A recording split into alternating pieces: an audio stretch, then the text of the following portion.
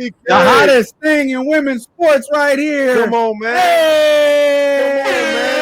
Come on, man. And shout out to my girl TK too, because Tuesday she was cooking. She had things to do, and then a small window opened up that she didn't realize.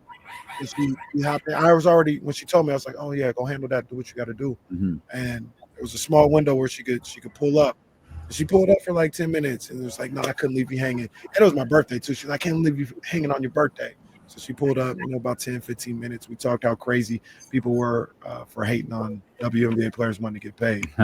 Your surprise about like the Hogan reaction was my surprise to how many people were against WNBA players getting paid. Trysta, and first of all, what's up, TK? What up, y'all? Trysta and Joy Taylor had a very interesting conversation about this very subject, and they came to the conclusion that those men who comment on women's pay on social media have never actually touched a woman.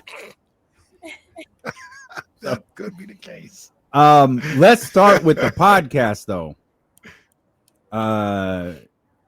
Joy Taylor's been the subject of a lot of conversation over the last few months. And she sat down with your crew over at the Let Her Shoot podcast. And Trysta texted me at like 9 and was like, hey, when you get a chance, the pod dropped today. Can you listen to it? I was like, child, I listened to that podcast about 4 hours ago. I was waiting for this podcast to drop, and it did not disappoint. Y'all killed it. Thank you. It was a fine line, man, because, I think for me, as someone who's been in hot water and controversy and had the world create a narrative about me that I did not like, I felt sensitive to being very direct and being like, yo, spill the beans. What's poppin', And like we booked this with her before her contract ended at Fox. So we booked it like we were trying to get on her calendar, y'all, for like a month. And like I'm going back with her personal assistant, and like Mondays don't work for her. We've got to do Tuesdays because she's got another thing, and then she can only do the evenings, and because she's got her show on FS1. And then I saw the news, and I texted my co-host Sarah, and I was like, "You think she's still gonna do this?" I don't, like, she had already booked, and I'm like, man, I might just cancel if I'm her. So I was at All-Star Weekend, and I hit her PA up, and I'm like, hey, just confirming that Tuesday's still good. And she was like, yep, also we can do earlier now. If you guys want. And I was like, yeah, let's do earlier. And so I was like, okay, how much are we really gonna talk about? Because it's a women's sports podcast. This isn't higher learning, right? Like, this isn't a dish tell all culture pod. I mean, what's a dish pod, but not about the business, right? So I was like, okay, we'll just see where her temp's at, and put together sort of a rundown. And then she started so loose based on the intro that we just literally just flowed with it. From there. Just like, okay, well, everything, like how we're structuring this rundown is out the window. Let's just go with the flow and see what will come of it. And she was, I think, overall very open. If you already know what's going on with Joy, she was very open. If you have no clue what's going on with Joy, you probably were lost. Me, because for whatever reason I had a brain freeze this morning because I was looking for the interview. I was ready. You told me last week, you're like, yeah, Tuesday or whatever. So I was like, okay, I'm gonna be tapped in. And like all morning when I was getting ready and listening to some things and doing some stuff, I kept refreshing the Heat Check podcast because for some reason I was thinking that's where it's gonna be at. I didn't even think about the whole other feed, and I haven't listened to it yet. I was looking in the wrong place. I was like, well, I don't know. Does it post at 9 a.m. or? I even hit our producer up, and I was like, Sarah's co-host and producer, and I was like, listen, let's not mess around. Let's get the YouTube up Tuesday a.m. early and the pod feed up Tuesday early. Let's not 9 a.m., 10 a.m. No, it's like as soon as midnight drops, this thing needs to be available. I even went. No lie, man. I don't know why I was stuck on the heat check, but I even went to YouTube and put in Trysta Krick heat check. Is there new video? Like, where is it at? I was looking for like 30 minutes. That's a testament to what we're trying to build over Let Her Shoot, which clearly, you heard the intro, Damien. We might need a Let Her Shoot bonnet. Well, that's the TK bonnets are a thing. Like that was a great intro to the pod. It was just very like what is happening? What am I listening to? But the conversation with Joy was terrific. Like you guys had it was a great conversation. You touched on some really interesting things. I text you that part when she was talking about, like I don't have kids, I don't have pets. Sometimes I just go home and I sit in the dark in silence, and that like is a relaxing thing for her. And she talked about therapy. She talked about drinking. Like it was it really did. It was pretty open. Everything, and you can tell she was comfortable. And I encourage all the Chatty House to please go to YouTube, please go to Spotify, or wherever you get your podcast and listen to it. It would mean the world to me.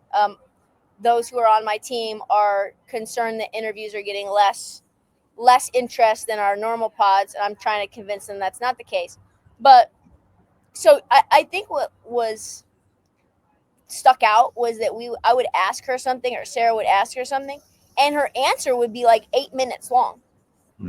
She wasn't giving the like, I'm uncomfortable, I'm happy to do this in a very professional way, I'll give you 30-second answers and we'll keep it pushing. She was like, oh, and another thing, and another thing, and another thing. And when we were like ready to close it out, and I'm like, all right, well, thanks for joining us. She's like, yeah, and this is like, you got to stay tuned for this. And, networks have reputations, and so do I. And so I thought actually the part about her and her not shying away from her sexuality was probably the most insightful thing. So that was my favorite part, but maybe not for the reason that you would think. Like listening to her talk about it it was fascinating when she talks about like there's only so many TV appropriate clothes that you can have, and my boobs sit right under my chin. Like, what do you want me to do? But the best part of it wasn't what Joy said; it was what Trysta said. Trysta, Trysta knows this. Katie loves Trysta's style, loves it, everything about it. Trysta's talking to Joy, and you mentioned that you struggle with like your own femininity. I do. Yeah, I think the thing about being in this space is you very much are aware that your credibility is under scrutiny. And so, and I've got so many male friends in decision-making spaces, and I see and hear what they say about people that I respect, but that and these are women and men. It's not just men saying these things. Mm-hmm. And so it's almost kind of like Angel Reese-esque, where it's like once you decide that you don't think she's good, or once you decide that a pundit isn't professional or shows too much skin or doesn't have credibility for whatever reason, that's really hard to change. And so I made it a conscious effort to not lean into that. And so much so that I almost shy away from it, right? And so much so that it's like, oh, Trysta's in a sports bra, she's thirst trapping. Like that's like that for almost anyone else, that would just be like another day at the gym, right? It's like I'm a Saudi like woman, right? Or it's something completely different. Trysta's in the sports bra. Oh, and she covers sports. Oh, she's gay. Yep. Or Trysta's in a sports bra. She must be working on her mom's house. Well, and which that's what we all know is the deal. Trysta's in a sports bra. She's probably chopping wood somewhere. Yeah, they I always thought Joy was is pretty good at what she did. I don't always agree with her. That's like her sports takes. She be hating on Brock Purdy all the time, so I don't always see that. She said something interesting about that too. Yeah. But go ahead. But I always thought when I look at people, not just women, but people in these entertainment spaces, I'm like, look, anybody can read a box score, and I don't need somebody to tell me LeBron James is good at basketball. You know what I mean? Like I see that. Know how to speak in an entertaining way. Know how to have a conversation in an entertaining manner while still sounding knowledgeable about what you're talking about. And I thought she was great at that. I think she's really good at that. And she's I always believed while she is a pretty face, she wasn't just there because she was a pretty face. She could have an entertaining, knowledgeable conversation about sports or life. And I always thought that was a big reason as to why she was there. And I always appreciated that about watching her, even if I didn't agree with what she was saying. It didn't bother me. I was just like, I see why she's here. I get it. She talked about because she started locally. Yes. And she talked about the different, you mentioned like Brock Purdy and LeBron. And like, she was like, that's what national media is. It's the surface stuff. Like you really learn how to do this on the local side because that's where you're ingrained in the stuff. But all of the stuff that she said about being in the national media versus the local media is the same exact things we say when it says, stop worrying about what so-and-so is saying about covering the Sacramento Kings. They're covering the surface of it. We're the ones who are digging into the trenches to figure out what's going on. She was like, yeah, all of this stuff is surface. You don't really have to research that much. You just have to kind of pay attention, form an opinion, and keep it moving because you're going to change subjects in 7 minutes. Right. And I thought that's a thing that those people don't acknowledge very often because they want you to believe that they're experts, like level 10 experts on everything they talk about. When in actuality, she was just like, no, that's not what we do. We have to move on to the next thing. So we're just checking covering the surface and keeping it moving. Yep. Just high level headlines, really. That's it. Just kind of having, just so that when you're at the airport drinking a brew at 10 a.m., you can have something that you can watch in a very mindless way. I thought her takes in general on life are very unique. And her story, I didn't know a lot about her upbringing until we did this interview. And Joy's background would be like if my dad never left the picture. And as sociopathic and abusive as my dad was, at least I was rid of him pretty much by 6 years old. But Joy didn't have that. And so there's a kinship that I feel for her as one of the only opinionists, as a woman in the space, as someone who gets unfairly depicted as being X, Y, or Z. My X, Y, or Z is different than her X, Y, or Z, but I still don't like it. And her being unapologetic about what she feels. And like she's probably more confident in her own skill set and like what fame feels like than I am, because she's like, no, I know when an interview goes left, most likely it's not my fault. It's probably both of ours fault, and I never like blame myself for these things. And so yeah, I really respect someone who not only is willing to go there, which she seems very willing to go there.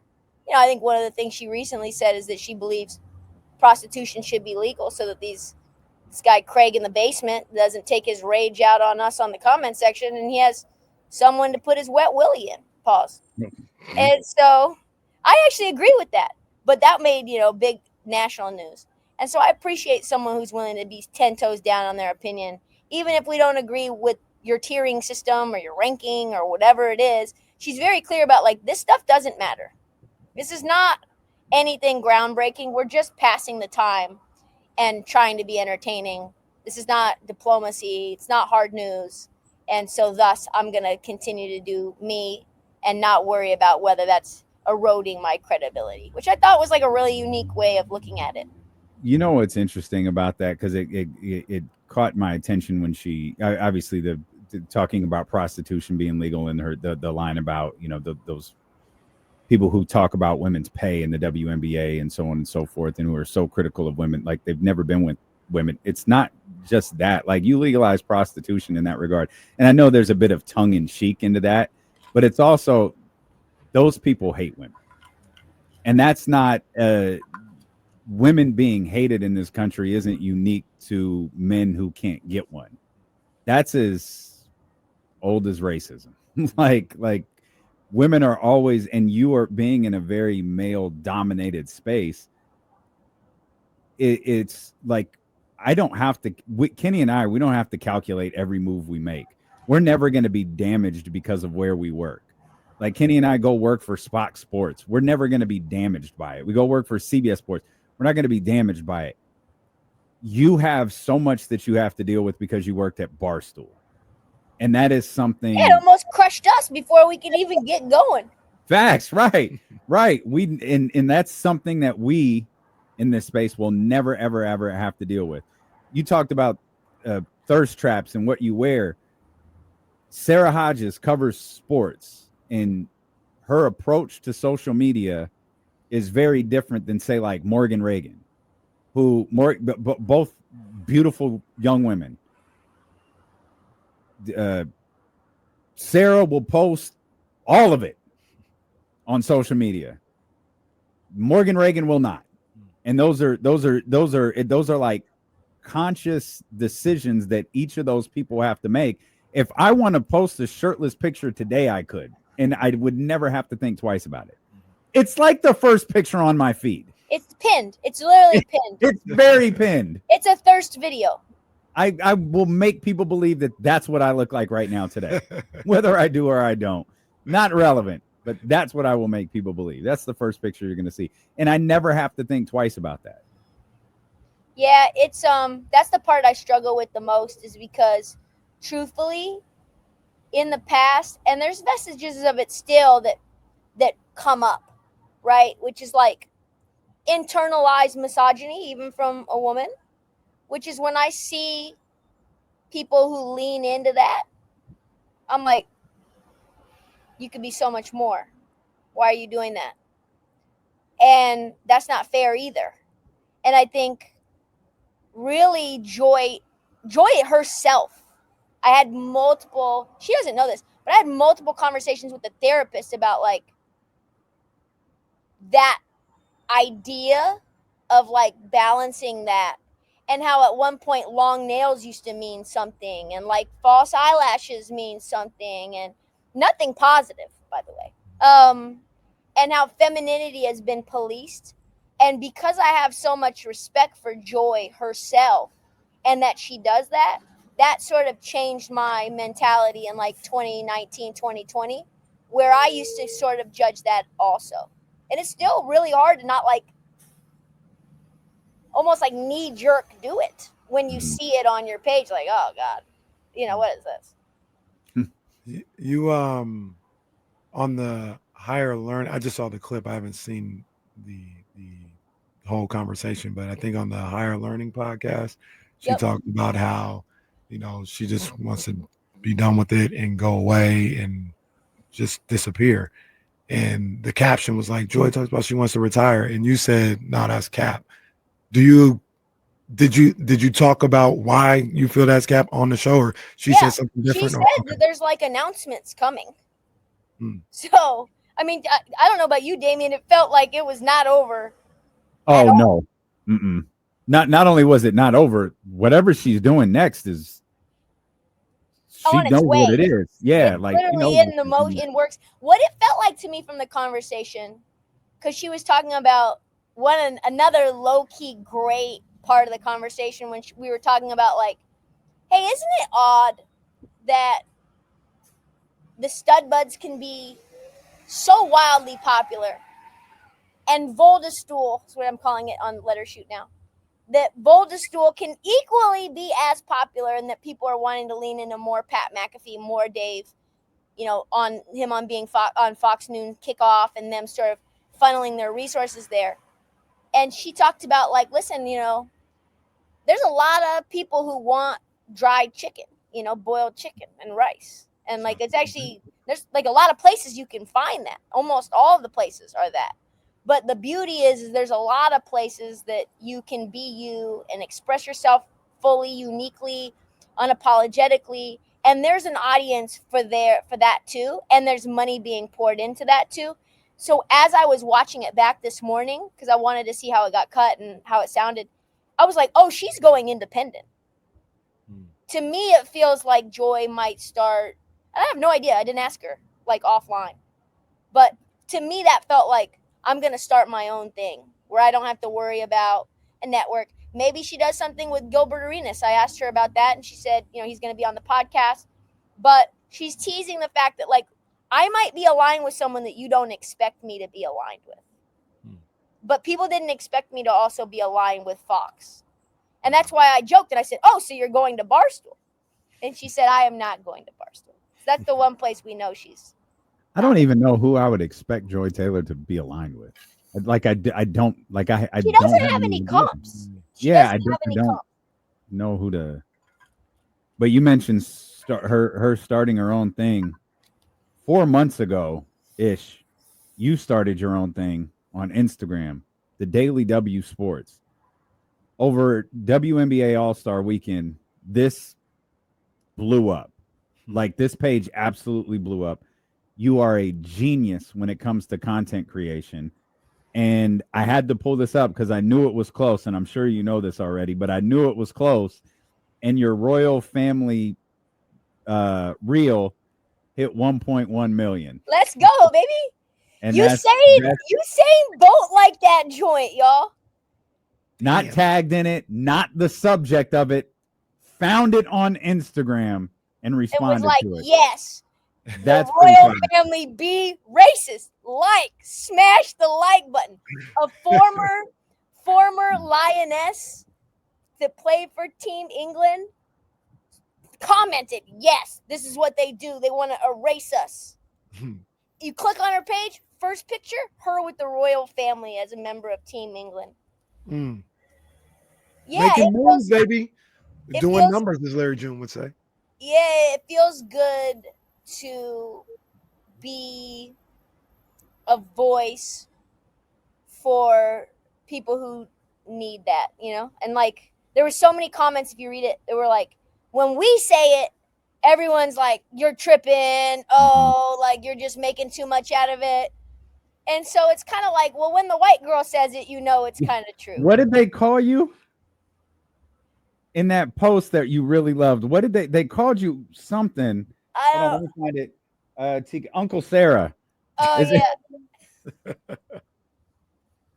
Oh, this is go one. If you're not following the Daily W yet, the Daily W Sports, go follow that. But you are cooking with this Instagram page. You guys are creating so much content. And to see that, you have a couple of posts that have done really, really well, but that one's in a different stratosphere. We hit 10,000 when I flew in to Denver, and we are at 12.4 now, 12.5 now, a few days, a week later. And it's been really cool to watch. He's excited. God. Who's the other dog? Trysta can't find the mute button. That's why it's funny. I can see her looking at the screen, desperately trying to find the mute button. Was there another dog there? Oh my! Yeah, the dog hasn't stopped barking, so Trista's still muted, begging the dog to stop barking. Oh, that was, man. Yeah, who even got close enough to the Krick estate to be able to get Ollie worked up like that. Back up. And she's still turned up. Yeah, she is. Yeah, she's still muted. Somebody pissed her. Yeah, somebody.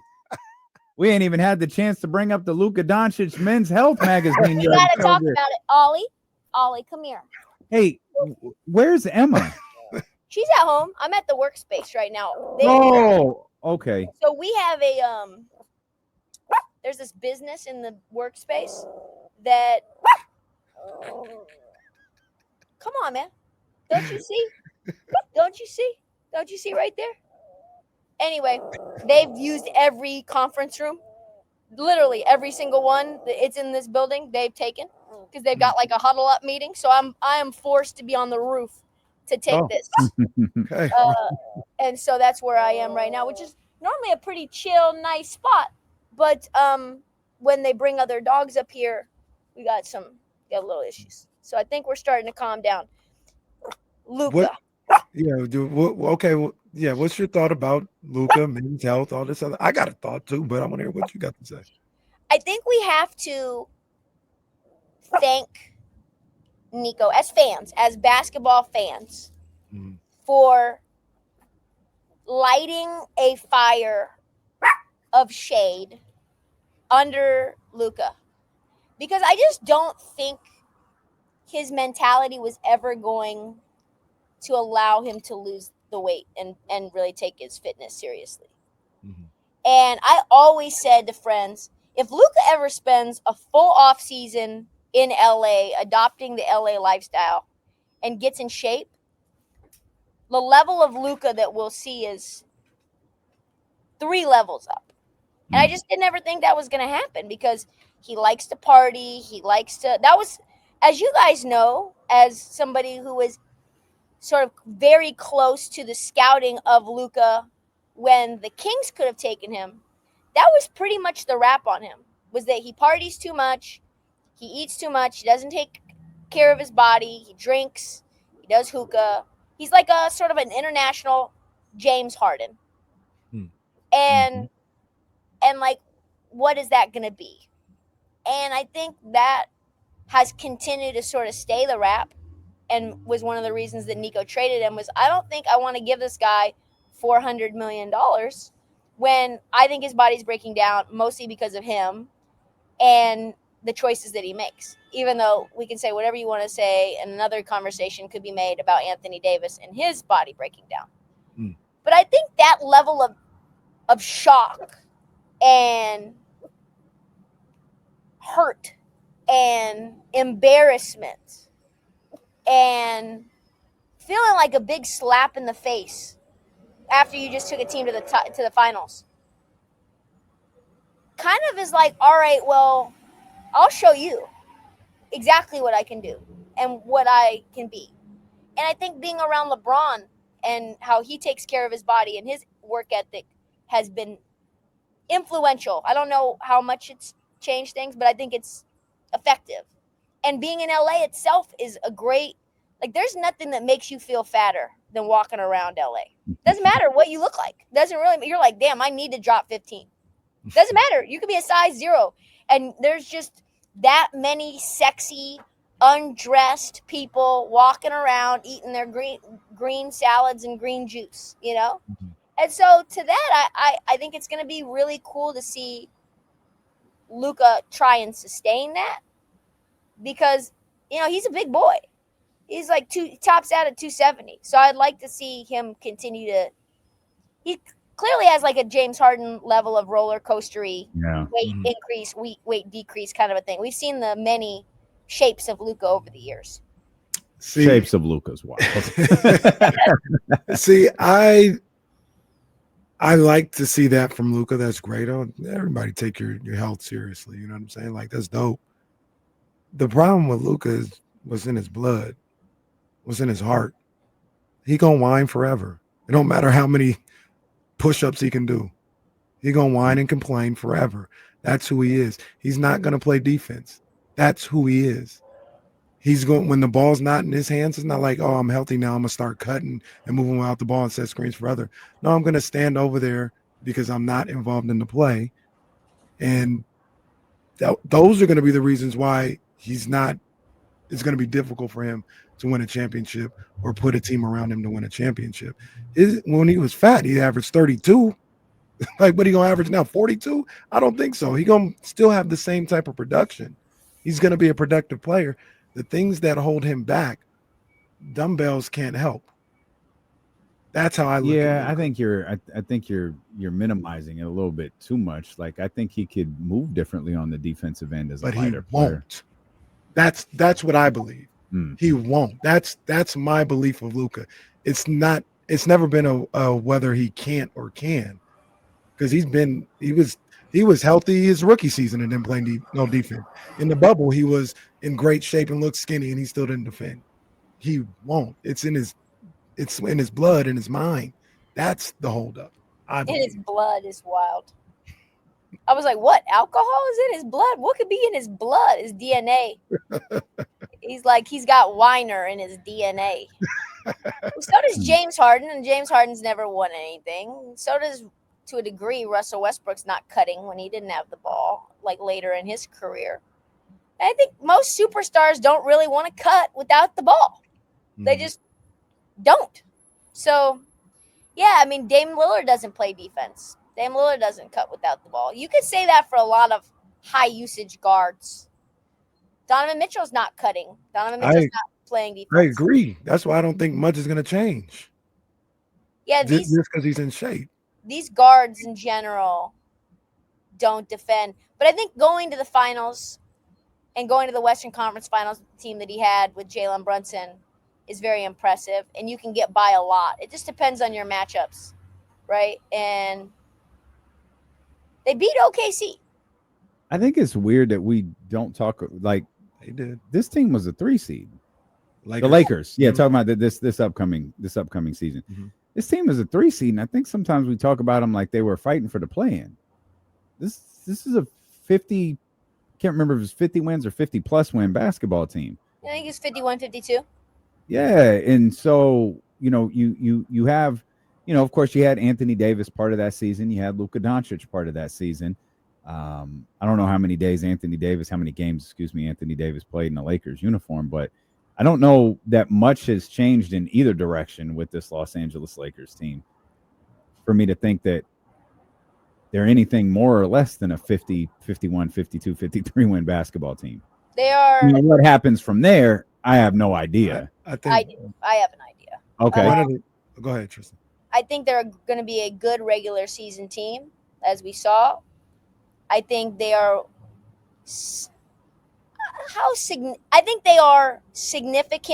slightly significantly worse, losing Dorian Finney-Smith and obviously Taurean Prince, who left 2 years ago. I think they just don't really have those 3-and-D guys to space the floor. You're seeing Dalton Connect's not the guy. He's not going to be the one to do that. Austin Reeves is not really that guy. He sort of fades to the background now that Luka is there. The roster's wonky to me. I don't know that DeAndre Ayton helps them in any meaningful way. I think maybe in the regular season, like you're saying, 48 to 53 wins. But this is not a team that can sustain really that level of a long season and then in the postseason, just based on how old LeBron is, based on their lack of depth, and based on how the roster is constructed. So to me, this is like a team that first round, second round at max, and that's pretty much where we're at. And that's the same thing I was going to say. Because of how they lost last year, it's hard to look at this team as they are and be like, yeah, they were 3 seed last year. They get dogged out by OKC. They'd get dogged out by Houston probably because they're just not big enough in the paint. And they got DeAndre Ayton, but he's probably like one of the 7-footers in the league who you can't even depend on rebounding for, or any type of rim protection on a consistent basis. And I think it was worth a try. You got him for nothing, so it's worth a try. He's better than Jackson Hayes, but yeah, and he wouldn't even play Jackson Hayes. JJ wouldn't even play Jackson Hayes. So I think if you don't have the depth in the Western Conference, you can't make it. Yeah, exactly. Right? Like if your team does not have depth, you just won't make it. Mm-hmm. Mm-hmm. So I think that's why some people may dismiss the Lakers because I off the top of my head, I don't think they're better than OKC, Houston, Denver, or the Clippers. I am Or a Clipper. Minnesota. No. Minnesota did beat their ass. They Minnesota beat beat their ass. They beat that ass. I don't care. Do it again. Like I don't care. Like I will never. The way y'all talk about the Lakers, that's how I will never care about the Minnesota Timberwolves. What do you guys think about the somebody had this theory out here of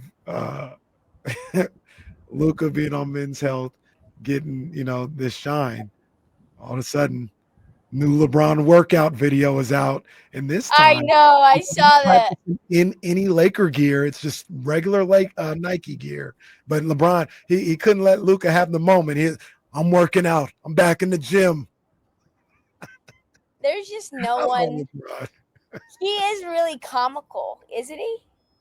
I love that guy. I want to know what goes on inside that brain, because I truly believe this.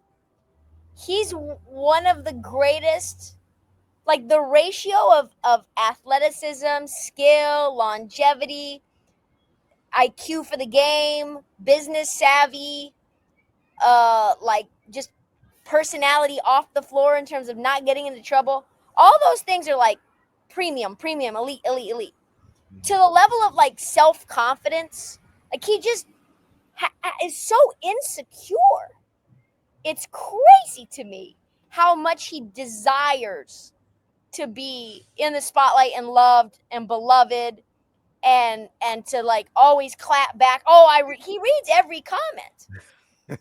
I know y'all always think I'm lying about everything. Yes, we do. We do think you're lying. Yes.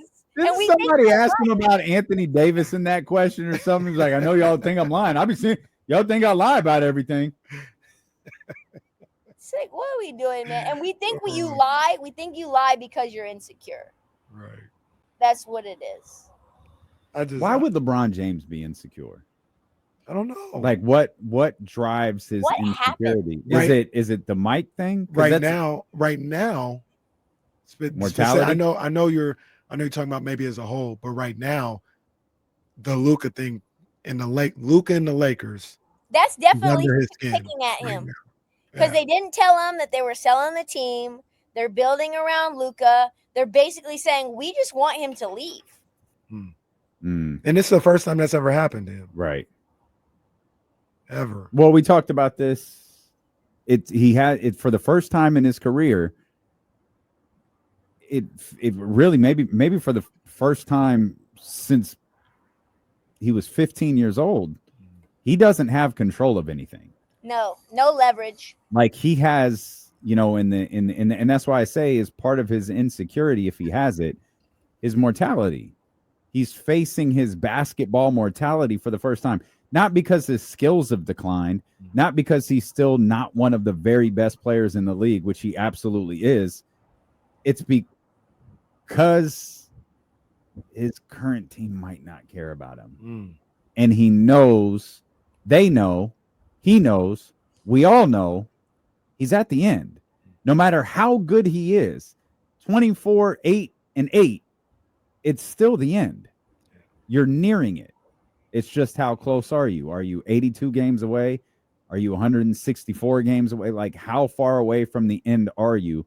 Regardless, it's very, very close. And that's probably difficult to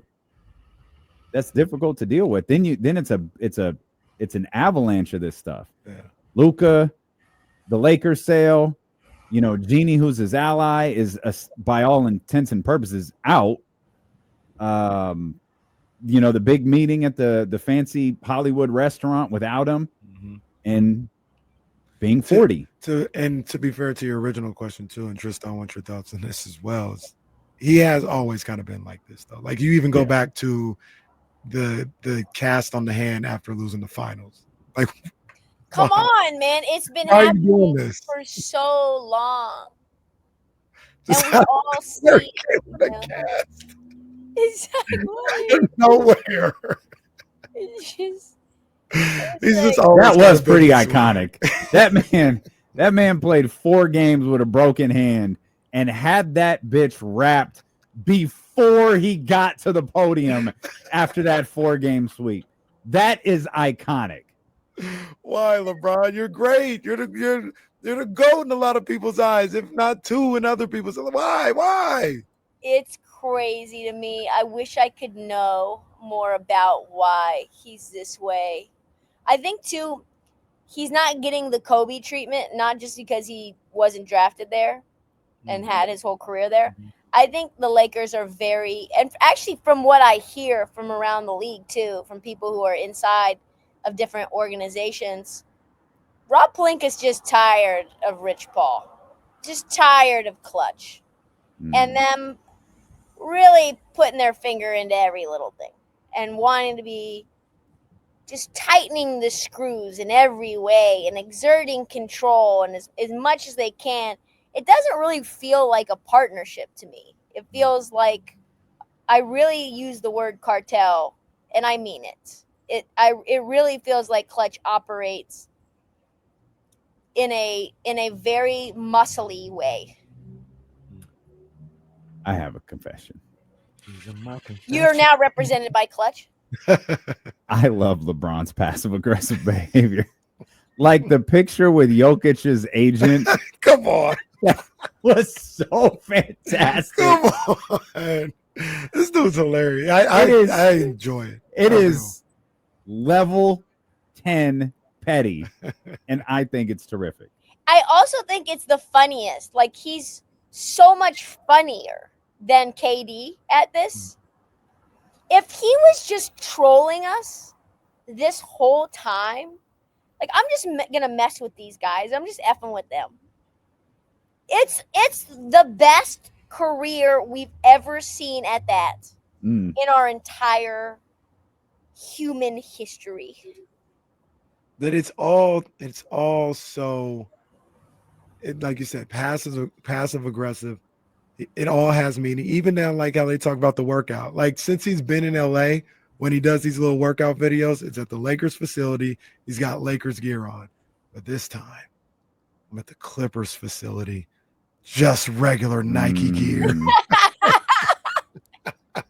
And you know he calculates all of it. You know, like, this is gonna go. And I wonder to myself sometimes, like, how many times did you film this? You know? Like, I sometimes get some takes off. I'm like, nah, that's not the one. That's not the one. And I do Take two. And like, how many times is like, just keep going.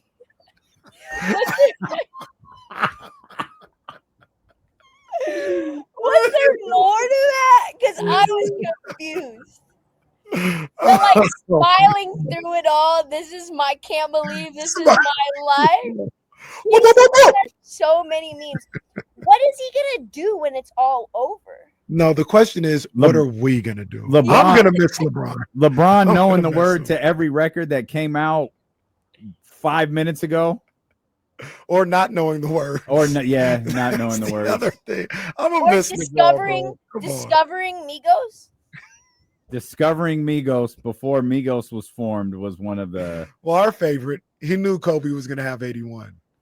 He said that on wax. Yeah, that is the craziest one of all time. I knew he was going to have that. I told my boy after he made that first shot, yo, you might have 70 or 80 tonight. He does have the greatest picture taken in the history of America, though. Which one? The Paris Olympics last year. Oh, yeah. When they're on the boat. He's at the front of the boat. Oh, yeah. He said, I'm going to tell my kids this is George Washington. That picture that is fire. Iconic. What do you think he does passive aggressively at home? Nothing, because I don't think Savannah would put up with it. You don't think she's dealing? You think he literally is like straight and narrow, and I'm going to get everything out when I leave this house. Every bit of my pent up. Yep. I'm just getting it out online, getting it out. These two have been together 20-something, probably approaching 30 years. Yeah, well, no, not that long, but 20-something years. Yeah. There's no way she's putting up with his crap. Close to 30. because they were high school sweethearts. So Yeah, I mean, 25 to 26, yeah, like that. You've been in the league 23 years. Been No, but he together didn't since go to 15, prom with 16 her. years He went old. to prom with the white girl. I think that was the white girl's prom, wasn't it? Or was it his? I don't know. I mean, I don't know. but he wasn't going to prom with Savannah. He wasn't going to every prom with Savannah. Well, no, because didn't you go to other people's proms? You did that. Yeah, but like Portland hottie. I wasn't going. Maybe he was just her friend. I just doubt that very much. I doubt that an athlete's going to somebody else's prom and they're not smashing.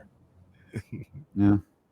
You know what I mean? Like, Yeah. if it was like y'all going to somebody's proms, like there's a lot of factors that go into this. When a athlete who's like the top recruit in the nation, generational, on the cover of Slam, on the cover of everything, and he's going to some other girl's prom.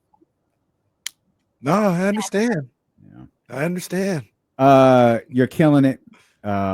Great stuff as always. We actually do have to take a commercial break, so we love you, man. We're all following. We're waiting to see what video next hits 1 million.